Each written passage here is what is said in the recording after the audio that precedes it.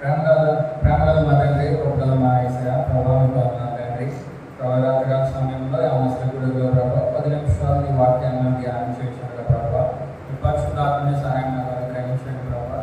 తండ్రి తండ్రి వాక్యం ప్రభావించిన ఆశ ప్రతి ఏమైనా పెట్టిన ప్రభావ వారి హృదయాలు తెరవండి. నీ వాక్యాన్ని ప్రభావ వారి హృదయంలో నింపమని ప్రభావ. తండ్రి మీరు జరుగుతున్న కార్యక్రమాన్ని మీ చేతిగా అప్పగించుకుంటూ బట్టి వాడను నన్ను నిర్ధారణ పెట్టుకొని ప్రభావ నన్ను మరుగుపరిచి ప్రభావ మీరే అధ్యక్షుడై మీరే పోదడై మీ వాక్యాన్ని వినిపించమని మా ప్రాణ పీడనే స్వీకరిస్తూ ముందు ప్రాణం సమర్పించడం వరపరుచున్నాం తండ్రి. ఆమేన్. ఈరోజు మనము నేర్చుకునేటువంటి అంశం ఏంటంటే ప్రార్థన. ప్రార్థన గురించి మనము కొన్ని విషయాలు నేర్చుకున్నాం. ఈరోజు ప్రార్థన గురించి నేను మీకు కొన్ని విషయాలు మీకు తెలియజేస్తాను. మనం చదువుకున్నటువంటి ఈ వాక్యంలో ఏదైతే యెషయా గ్రంథం 6వ అధ్యాయం 1 నుంచి 4 వచనాలు ఉన్నాయో ఇక్కడ సందర్భం ఏంటంటే ఉజ్జియా అనేటువంటి రాజు చనిపోతాడు. ఉజ్జియా అనేటువంటి రాజు ఉంటాడు. ఆ రాజు చనిపోతాడు. ఆ రాజు చనిపోయిన తర్వాత యెషయా ప్రవక్తకి ఒక దర్శనం కలుగుతుంది. యెషయా ప్రవక్త ఒక దర్శనం కలుగుతుంది. ఆ దర్శనంలో ఏం చూస్తాడంటే యెషయా అత్యున్నతమైనటువంటి సింహాసనం ఉంటుంది. అత్యున్నతమైనటువంటి సింహాసనం. ఆ సింహాసనం మీద ప్రభువు ఆసీనుడై ఉంటాడు. దేవుడు ఆ సింహాసనం మీద ఆసీనుడై ఉంటాడు. దేవునికి పైన ఏముంటాయంటే శరాపులు ఉంటాయి. ఏముంటాయంటే అక్కడ ఆయనకి పైగా శరాపులు ఉంటాయి. అక్కడ పుట్టినోట్లు ఏముంటుంది శరాపులు ఉన్న ప్లేస్లో కింద ఏముంది పుట్టినోట్లో శరాపులు అన్నటువంటి పదానికి మహాదూతలు అనేటువంటి పదం ఉంటుంది. చూడండి ఏంటంట శరాపులు అనేటివి మహాదూతలు అనే విధంగా ఇక్కడ గ్రంథకర్త ఇక్కడ రచించాడు. అత్యున్నతమైనటువంటి సింహాసనం మీద ప్రభు ఆసీనుడై ఉన్నాడు. ఆ ప్రభువుకు పైన శరాపులు ఉన్నాయన్నమాట. ఆ శరాపులు ఎలా ఉన్నాయి? 2 రెక్కలతో తమ ముఖాన్ని కప్పుకున్నాయి. 2 రెక్కలతో తమ కాళ్ళు కప్పుకున్నాయి. 2 రెక్కలతో ఎగురుతున్నాయి అన్నమాట. మొత్తం వాటికి 6 రెక్కలు ఉన్నాయి. 6 రెక్కలతో 2 ముఖాన్ని, 2 కాళ్ళను, 2 ఎగురుతున్నాయి అన్నమాట. ఇదంతా ఎక్కడుందంటే దేవుడు ఏదైతే స్థలంలో ఉన్నాడో ఆ స్థలంలో కనిపిస్తున్నటువంటి పరిస్థితి. దేవుడు ఉన్నటువంటి స్థలంలో, దేవుడు ఉన్న పరలోకంలో అక్కడ వాతావరణం మనకి ఏ విధంగా కనిపిస్తుందంటే ఆయనకు పైగా శరాపులు మహాదూతలు ఆసీనులైనట్టుగా మనకి కనిపిస్తున్నాయి. ఈ శరాపులు ఎలాంటివని మనం ఆలోచన చేస్తే బైబిల్లో వీటి గురించి ఏమంటే రాస్తుందంటే దేవదూతల గురించి ఏ విధంగా రాయబడిందంటే 2వ రాజుల గ్రంథము 19వ అధ్యాయం 35వ వచనం ఒకసారి చూడండి. 2వ రాజుల గ్రంథము 19వ అధ్యాయం 35వ వచనం.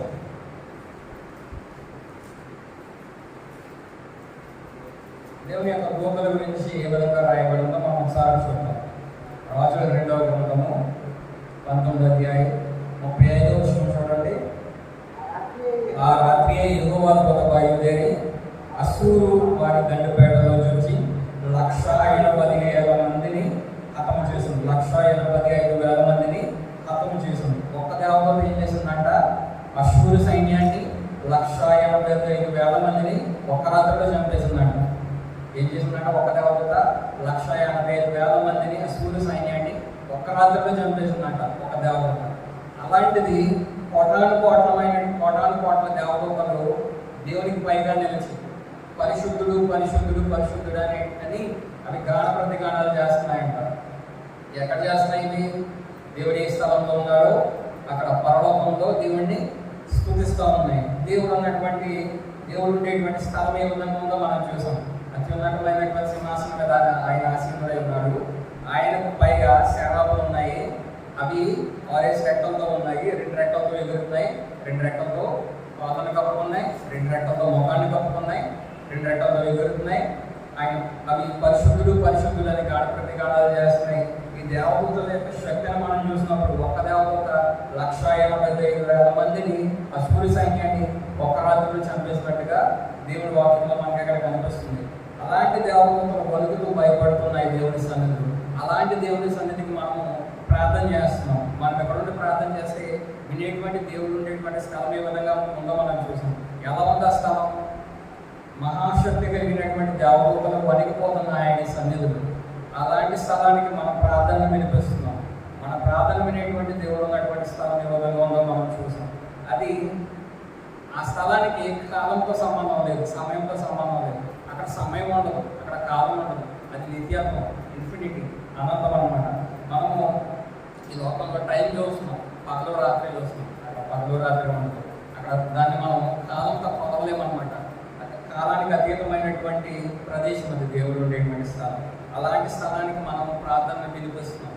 దేవుడు అలాంటి స్థలంలో ఉండి మన ప్రార్థనని వింటున్నాడు. అయితే ప్రార్థన చేసేటువంటి మనం ఏ విధమైనటువంటి ప్రార్థన వినిపిస్తున్నాం దేవుడికి? మహాశక్తి కలిగినటువంటి దేవుడికి, సమస్తము సాధ్యం కలిగిన దేవుడు, సమస్తము చేయగలిగినటువంటి దేవుడు. అలాంటి దేవునికి మనం ఎలాంటి ప్రార్థనలు వినిపిస్తున్నాం?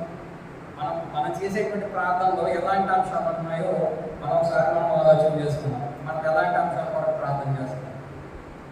ఈరోజు ఏ విషయాల కొరకు మనం ప్రార్థన చేయాలి, ఏ విషయాల కొరకు మనం ప్రార్థించకూడదో మీకు కొన్ని విషయాలు మీకు తెలియజేస్తాను. ప్రార్థన ఎలాంటిదంటే విశ్వాసికి ఊపిరి వంటిది. ప్రార్థన ఎలాంటిది? విశ్వాసికి ఊపిరి వంటిది. ఎలాంటిది? ఊపిరి వంటిది. ఊపిరి లేకపోతే మనం బ్రతకలను భూమి మీద బ్రతకలేం, చచ్చిపోతాం. క్రైస్తవులు కూడా ప్రార్థన లేకపోతే ఆత్మలు చచ్చిపోతారు. విశ్వాసికి ఊపిరి వంటిది. అపవాదికి ఎలాంటిది ప్రార్థన? కొరడా దెబ్బ లాంటిది అపవాదికి. సాతానికి ప్రార్థన అనేటువంటిది కొరడా దెబ్బ లాంటిది. ఎప్పుడైతే ఒక క్రైస్తవుడు దేవుని బిడ్డ దేవునితో మాట్లాడటం ప్రారంభించాడు, అపవాది తట్టుకోలేదు. దేవునితో సహవాసం దగ్గర వచ్చినప్పుడు అపవాది అసలు దాన్ని చూసి చాలా ఈర్షపడతాడు అనమాట, అసహించుకుంటాడు. దేవునికి దగ్గర ఎవరైతే దేవునికి దగ్గర అయిపోతున్నాడో వారిని ఏదో విధంగా వారిని దూరం చేయాలని చెప్పేసి సాతాను నిరంతరం ప్రయాసపడతాడు అనమాట. 24 గంటలు కష్టపడి పనిచేసేటువంటి వ్యక్తి ఎవరన్నారంటే ఒక సాతాను మాత్రమే. ఏం చేస్తాడంటే దేవుడి నుంచి ఆయన పిల్లల్ని దూరం చేయడం అనమాట సాతాను యొక్క పని. ప్రార్థన విశ్వాసికి ఊపిరి లాంటిది, అపవాదికి కొరడా దెబ్బ లాంటిది. అయితే మనం ప్రార్థన వినేటువంటి స్థలంలో ఎవరున్నారో మనం చూసాం. మనం ఇక్కడ నుంచి ప్రార్థన చేస్తాం. ప్రార్థన వినేటువంటి స్థలంలో ఎవరున్నారు? దేవుడు ఉన్నాడు. దేవునితో పాటు దేవదూతలు ఉన్నాయి. దేవుడు ఉండేటువంటి స్థలం ఏ విధంగా ఉందో మనం చూసాం. అయితే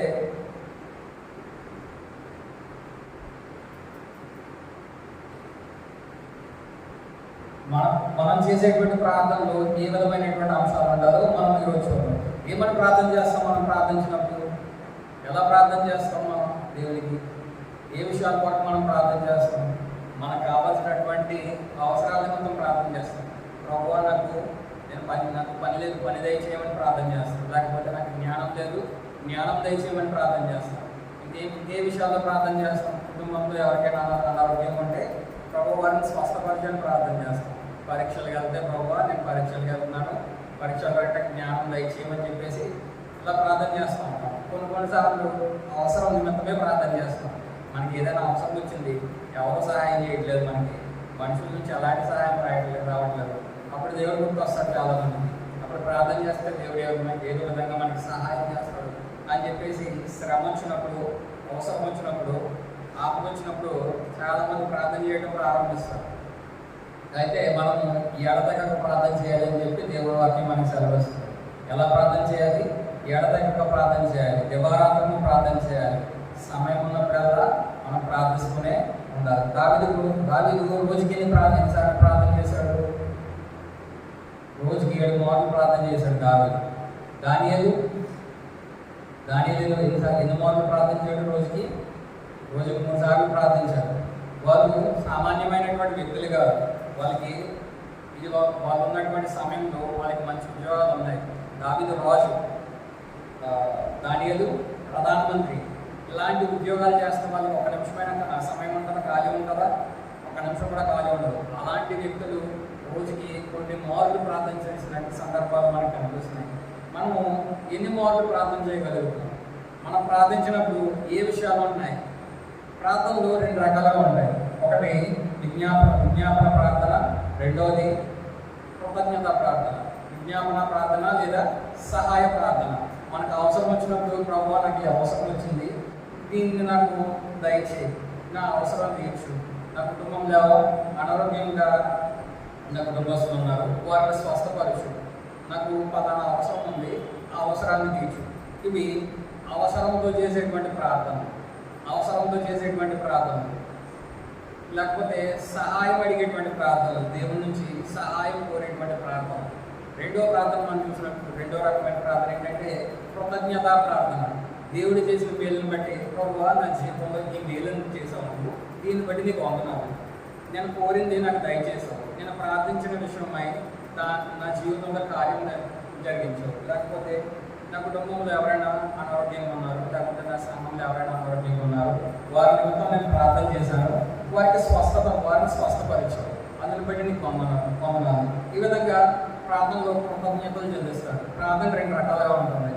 ఒకటి అవసరాన్ని బట్టి దేవుడిని సహాయం అడగడం, రెండవది అవసరం పొందిన తర్వాత దేవుడికి కృతజ్ఞతలు చెల్లించడం. అయితే ఈ ప్రార్థనలో మనం ఎలాంటి విషయాలను మనం అడుగుతున్నాం, ఎలాంటి విషయాలని మనం ఆలోచన చేస్తున్నాం, మనం కలిగి ఉన్నాం, ఏ విషయం మనం ఈ ప్రార్థనలో మనం ప్రస్తావిస్తున్నాం.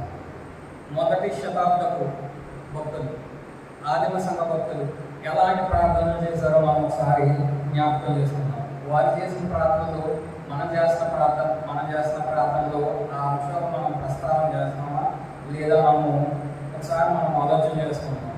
ప్రార్థన అంటే ఏంటో మీకు తెలియజేశాను. ప్రార్థన చేసేటప్పుడు దేవుడు ఉండేటువంటి స్థానం ఏ విధంగా ఉందో మనం ఆలోచన చేసాం. ప్రార్థన వినేటువంటి దేవుడు ఉండేటువంటి స్థలం, ఆయన అత్యున్నతమైనటువంటి సింహాసనం మీద ఉన్నాడు. ఆయన పైగా శరాపులు ఉన్నాయి. ఆ శరాపుల యొక్క శక్తి ఏంటో కూడా మనం చూసాం, ఆ దూతల యొక్క శక్తి ఏంటో మనం చూసాం. అయితే మనం ప్రార్థన చేస్తున్నప్పుడు ఎలాంటి విషయాలు మనం కనపరుస్తున్నాం, ఏ విధమైనటువంటి విషయాలు మనం ప్రస్తావిస్తున్నాం చూద్దాం. ఆదిమ సంఘ భక్తులు, 1వ శతాబ్దపు భక్తులు చేసిన ప్రార్థనలో ఎలాంటి అంశాలు ఉన్నాయంటే, వాళ్ళు ఎలా ప్రార్థన చేశారంటే ఏ దుష్కార్యము చేయకూడనట్టు ప్రార్థన చేశారు. ప్రభువా నేను ఎలాంటి తప్పు చేయకూడదు అనేటువంటి ప్రార్థనాంశం వారి జీవితంలో మనకు కనిపిస్తుంది. వారు ప్రార్థన చేసినప్పుడు ఎలాంటి అంశం వరకు ప్రార్థన చేశారంటే మేము ఏ తప్పు చేయకుండా ఉన్నట్టు సహాయం చేయ ప్రభు అని ప్రార్థన చేశారు. చూద్దాం అన్నమాట. కొరింథీయులకు రాసిన 2వ పత్రిక, అపోస్తలుడైనటువంటి పౌలు కొరింథీలో ఉన్న సంఘానికి రాసిన 2వ పత్రికలో 13వ అధ్యాయం 7వ వచనం మనం చూద్దాం.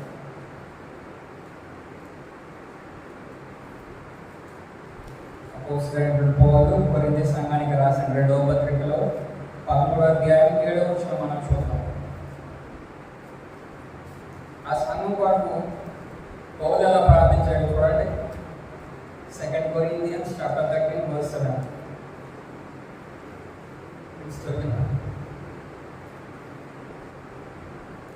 కొరింథీయులకు రాసిన 2వ పత్రిక 11వ అధ్యాయం 7వ వచనం చూడండి. ఆ సంఘం కొరకు పౌలు ఏ విధంగా ప్రార్థిస్తున్నాడు, ఏముంది అక్కడ ఆ వచనంలో? మీరు ఏ దుష్కార్యము చేయకుండా ఉండవాలని దేవుని ప్రార్థించుచున్నాను. ఆ సంఘం కొరకు పౌలు ఎలా ప్రార్థిస్తున్నారంట? మీరు ఏ దుష్కార్యం చేయకూడదు, ఏ చెడ్డ పని చేయకూడదు, మీరు ఏ తప్పు చేయకుండా ఉండవాలని దేవుని ప్రార్థిస్తున్నానని చెప్పేసి ఇక్కడ పౌలు తెలియజేస్తున్నారు. మనుషులు తెలిసి తప్పు చేస్తారు, తెలిసి పాపం చేస్తారు, తెలియకుండా కూడా వారు పాపంలో పడిపోతారు. తెలిసి పాపం చేస్తారు. ఈ పలానా పని చేస్తే తప్పని తెలుసు, ఈ పలానా పని చేస్తే ఇది పాపం అని తెలుసు, తెలిసి కూడా వాళ్ళు దేవుని వాక్యాన్ని తిరస్కరించి పాపం చేస్తారు మనుషులు. ఇంకా మనం చూసుకుంటే రెండో రకమైన మనుషులు మనం చూసుకుంటే వాళ్ళు ఏం చేస్తారంటే తెలియకుండానే పాపంలో పడిపోతారు. దేవుడు పాపాన్ని ఏ విధంగా వర్ణించాడంటే సులువుగా చిక్కులు పెట్టు పాపం, చాలా ఈజీగా అది చాలా చిక్కులు పెట్టేస్తుంది అనమాట. పాపం చాలా సులువుగా చిక్కులు పెట్టేస్తుంది. మనం సులువుగా చిక్కులు పెట్టి పాపానికి లోబడకుండా ఉన్నట్లు మనం నిరంతరం దేవునికి ప్రార్థన చేయవలసిన వారమై ఉన్నాం. మనం ఈ పాపంలో పడడానికి ప్రధాన కారణం ఎవరు? అపవాది. ఎవరిని ప్రేమిద్దునా అని చెప్పేసి వాడు గర్జించు సింహం వాళ్ళు తిరుగులాడుతున్నాడంట అపవాది, సాతాను. ఎవరైతే దేవునికి అనుకూలంగా ఉన్నారో, ఎవరైతే దేవునికి దగ్గర అవుతున్నారో, ఎవరైతే దేవుని రాజ్యాన్ని విస్తరింపజేయాలనుకుంటున్నారో వారిని ఏదో విధంగా వారిని దేవుడి నుంచి దూరం చేయాలని, దేవుడి నుంచి నాశనం చేయాలని, వారు కలిగి ఉన్నటువంటి పరిశుద్ధతను నాశనం చేసి వారి జీవితాల్లో పాపాన్ని తీసుకురావాలని చెప్పేసి నిరంతరం అపవాది ఎన్నో ప్రయత్నాలు చేస్తున్నారు.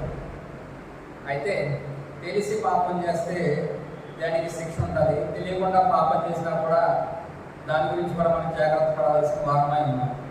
తెలియకుండా పాపంలో పడిపోతే పాపంలో పడిపోయి కోలుకోవడానికి చాలా సమయం పడుతుంది.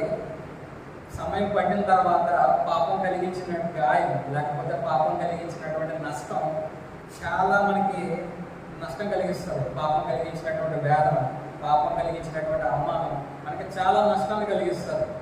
కాబట్టి మన యవ్వన ప్రాయంలో మనం చాలా జాగ్రత్త కలిగి మనం ఉండాలని దేవుని వాక్యం చాలా ఇక్కడ మనకి తెలియజేస్తుంది. యవ్వన ప్రాయం చాలా ప్రాముఖ్యమైంది, చాలా విలువైంది. ఈ ప్రాముఖ్యమైనటువంటి సమయం ఏదైతే ఉందో అది దేవుని కొరకు వాడినట్లయితే ఇంకా దేవుడి నుంచి మనం మరిన్ని ఆశీర్వాదాలు పొందుకోగలిగిన వారమై ఉంటాము. యవ్వన ప్రాయంలో యవ్వన ప్రాయంలో దేవుని యొక్క ఆడిని మోయట మనకి నొరడికి మేలని చెప్పేసి దేవుని వాక్యం మనకు తెలియజేస్తుంది. మనం యవ్వన ప్రాయంలో ఉన్నాం, దేవుని సన్నిధికి వచ్చాం, దేవుని యొక్క కాడిని మనం మోస్తే అది మనకి మేలని చెప్పేసి దేవుని వాక్యం మనకి తెలియజేస్తుంది. ఈ విలువైనటువంటి యవ్వన కాలాన్ని, ఈ విలువైనటువంటి యవ్వన దశను దేవుని నుంచి దూరం చేయాలని చెప్పేసి సాతాను ఎన్నో ప్రయత్నాలు చేస్తుంది. అది సులువుగా చిక్కులు పెట్టి పాపం ద్వారా మనల్ని దేవుని నుంచి దూరం చేస్తుంది. ఒకవేళ మనం పాపంలో పడిపోతే దాని నుంచి తిరిగి వచ్చిన తర్వాత మనం ఒకసారి మన జీవితాన్ని చూసుకుంటే అది ఎంతో నష్టాన్ని కలిగజేస్తుంది. దేవుని వల్ల మనకు తెలియజేస్తుంది. నీతిమంతుడు 7 మార్లు పడినను తిరిగి లేచినని చెప్పి దేవుని వాక్యం సెలవిస్తుంది. ఒకసారి పాపంలో పడిపోయిన తర్వాత ఇంకా దేవుని దగ్గరికి నేను రాలేను అనుకో, తిరిగి వచ్చినప్పుడు ఆయన చేర్చుకోవడానికి దేవుడు ఎల్లప్పుడూ సిద్ధమే. మనము దేవుని ఎద్దకు వచ్చి మనం అతిక్రమాలని దాచిపెట్టకుండా మనం ఒప్పుకుంటే ఆయన మనల్ని ఎల్లప్పుడూ చేర్చుకోవడానికి సిద్ధమే. రెండవ విషయం మనం చూసినప్పుడు బలవంతులై ఉండినట్లు ప్రార్థన అనేటువంటి అంశం, ఆ ప్రార్థన అంశం మనకు కనిపిస్తుంది. ఇదే కొరింథీయులకు రాసిన పత్రికలో, ఇదే కొరింథీయులకు రాసిన 2వ పత్రిక 13వ అధ్యాయం 9వ వచనం మనం చూద్దాం. ఏముంది అక్కడ? కొరింథీయులకు రాసిన 2వ పత్రిక 9వ అధ్యాయం 13వ అధ్యాయం 9వ వచనం. మేము బలహీనమై ఉన్నను మీరు బలవంతులై ఉండిన కదా సంతోషించదము. దీని నిమిత్తమేనగా మీరు సంపూర్ణులు కావాలని ప్రార్థించుచున్నాము. మనం బలవంతులై ఉండాలని చెప్పేసి దేవుడు కోరుకుంటున్నాడు. ఏ విషయాల్లో బలవంతులై ఉండాలి? శరీర విషయంలోనా, ఆత్మ విషయంలోనా? ఆత్మ విషయంలో మనము బలవంతులై ఉండాలని దేవుడి వాక్యం మనకు తెలియజేస్తుంది. శరీర విషయంలో బలవంతులై ఉన్నారంటే విశ్వాస కోణంలో చూసినట్లయితే అది బలహీనమే. ఆత్మ విషయంలో బలవంతులై ఉన్నట్లయితే దాన్ని విశ్వాస కోణంలో బలమైన వారికి అది అంచబడుతుంది. విశ్వాస విషయంలో బలంగా ఉండాలంటే ఎడతెగక ప్రార్థన చేయాలి, ఎడతెగక వాక్యం చదువుకొని ఉండాలి, నిరంతరము సహవాసంలో ఉండాలి. ఈ విధంగా ఉన్నట్లయితే మనము బలవంతులుగా మనం కనిపిస్తాం. బలవంతులుగా ఉంటే అపవాది వేసిన అగ్ని బాణాలను మనము ఎదిరించగలుగుతాం అన్నమాట. దేవుని వాక్యంలో అపవాది వేస్తున్నటువంటి నిందలు కానీ, అపవాది పెడుతున్నటువంటి సులువుగా చిక్కులు పెట్టు పాపంలో కానీ మనం పడకున్నట్లు మనం దాన్ని డిఫెండ్ చేయగలుగుతాం. మనం అడ్డుకోగలుగుతాం. అపవాది వేసేటువంటి అగ్ని బాణాలను అడ్డుకోవడానికి మనము శక్తి కలిగిన వారమై ఉంటాం, ఆత్మలో బలవంతులై ఉంటాయి. ఇంకా మనం చూస్తే ఇంకో అంశం ఏమి మనకు కనిపిస్తుందంటే ఫిలిప్పీలకు రాసిన పత్రిక 1వ అధ్యాయం 11వ వచనం మనం చదువుతాం. ఫిలిప్పీలకు రాసిన పత్రిక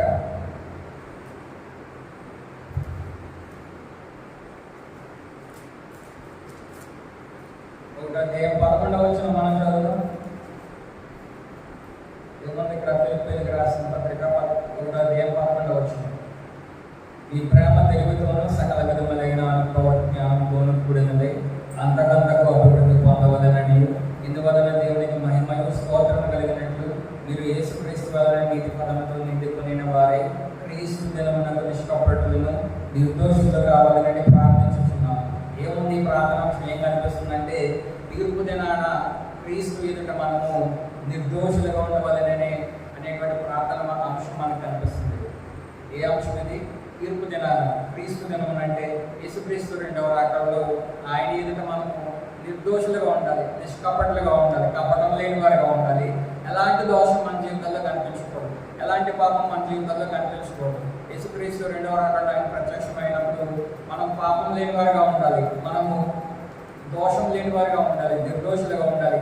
ఈ విధంగా ఉండాలని చెప్పేసి పౌలు ఫిలిప్పీ సంఘం వరకు ప్రార్థించినట్టుగా మనకు కనిపిస్తుంది. మనం చేసేటువంటి అనుదిన ప్రార్థనలో ప్రభువా యేసుక్రీస్తు 2వ రాకడలో, యేసయ్య వచ్చేటువంటి 2వ రాకడలో నేను ఆయన ఎదుట నేను నిర్దోషిగా కనిపించాలి, నేను నిష్కపటునిగా కనిపించాలి అనేటువంటి ప్రార్థనాంశము మన జీవితాల్లో, మన ప్రార్థనాంశాల్లో మనము చేర్చుకోవాలి, అలవాటు చేసుకోవాలి.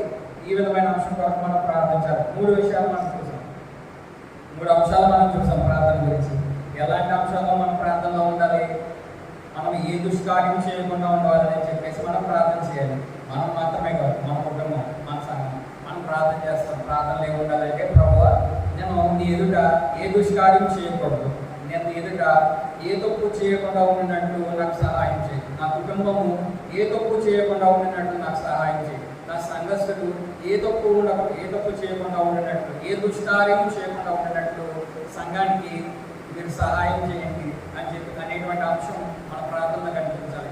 ఇదే విధమైన ప్రార్థన ఒక భక్తుని జీవితంలో మనకు కనిపిస్తుంది.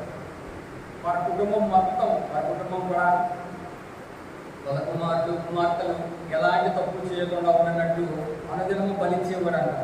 భక్తుడైనటువంటి యోగు నిరంతరం కూడా బలిస్తూనే ఉండేవాడు. భక్తుడైనటువంటి యోగు మన ప్రార్థనలో కూడా ఈ విధమైనటువంటి అంశం కనిపించాలి. రెండవదిగా మనం చూసాం, మన ప్రార్థనలో బలవంతులైనట్లు మనం ప్రార్థన చేయాలి. శరీర విషయంలో కాదు, ఆత్మ విషయంలో. ప్రభు ఆత్మ విషయంలో నన్ను బలపరచు, ఆత్మ విషయంలో బలహీనమైపోయిన కదా, ఆత్మ విషయంలో నన్ను బలపరచు, నీ వాక్యం చదవాలని నన్ను ప్రేరేపించు, నీ ప్రార్థన చేయాలని నన్ను ప్రేరేపించు, ఈ సహవాసంలో ఉన్నట్టు నాకు సహాయం చేయి, మంచి సహవాసంలో నన్ను చేర్పించు ప్రభు అని చెప్పేసి ఈ విధమైనటువంటి ప్రార్థన అంశము మన ప్రార్థనలో ఉండాలి. మూడవదిగా మనం చూసాం, ముగించుకుందాము. ఏం చూసాం? తీర్పు దినాన్ని మనము క్రీస్తు ఎదుట నిర్దోషులుగా ఉండాలి, నిష్కపటులుగా ఉండాలి. యేసయ్య గారి అక్కడలో మనము ఎలాంటి తప్పు చేయని వారిగా, మనలో ఎలాంటి దోషం లేని వారిగా మనం ఉన్నట్లు ప్రభు నన్ను ఆ విధంగా సిద్ధపరచు, నన్ను ఆ విధంగా తర్బీదు చేయి, నన్ను ఆ విధంగా మీరు నడిపించండి అని చెప్పేసి ఈ విధమైనటువంటి ప్రార్థన మన కొరకు మాత్రమే కాదు, మన కుటుంబం కొరకు, మన సంఘం కొరకు, ఎందరైతే సహోదరులు మనకు తెలిసిన వారు ఇంకా దేవుని నిర్లక్ష్యపెడుతున్నారు, ఇంకా దేవునికి దూరమై ఉన్నారు, వారి కొరకు మనం ప్రార్థన చేయవలసిన విషయం, అవసరము, బాధ్యత మనపై ఉన్నది. మనం ప్రార్థన గురించి చూసాం. ప్రార్థన వినేటువంటి దేవుడు ఎలా ఉన్నాడు, ప్రార్థన వినేటువంటి దేవుడు ఉండేటువంటి స్థలం ఏ విధంగా ఉంది, ఆ స్థలంలో ఎవరున్నారు, ఆ ప్రార్థన వినేటువంటి స్థలంలో, ప్రార్థన వినేటువంటి దేవుడు ఉన్నటువంటి స్థలం ఏ విధంగా ఉందో మనం చూసాం. దేవునికి మనం వినిపించేటువంటి ప్రార్థనాంశాలు ఎలా ఉంటాయో మనం చూసాం, ఎలా ఉండాలో కూడా మనము నేర్చుకుందాం. కాబట్టి మన ప్రార్థనాంశాలలో కూడా, మనం ప్రార్థించే విధానంలో కూడా ఈ విధమైనటువంటి అంశాలు మనం చేర్చుకోవాలని చెప్పేసి నేను మీకు తెలియజేస్తూ నేను కొద్ది మాటలు ముగిస్తున్నాను. దేవుడి కొద్ది మాటలు తెలుసుకుంటారు. ఆమె ప్రార్థన చేసుకుని ఇప్పుడు ముగించుకుందాం. పరిశుద్ధ ప్రేమ కలిగిన తండ్రి, పరిశుద్ధమైన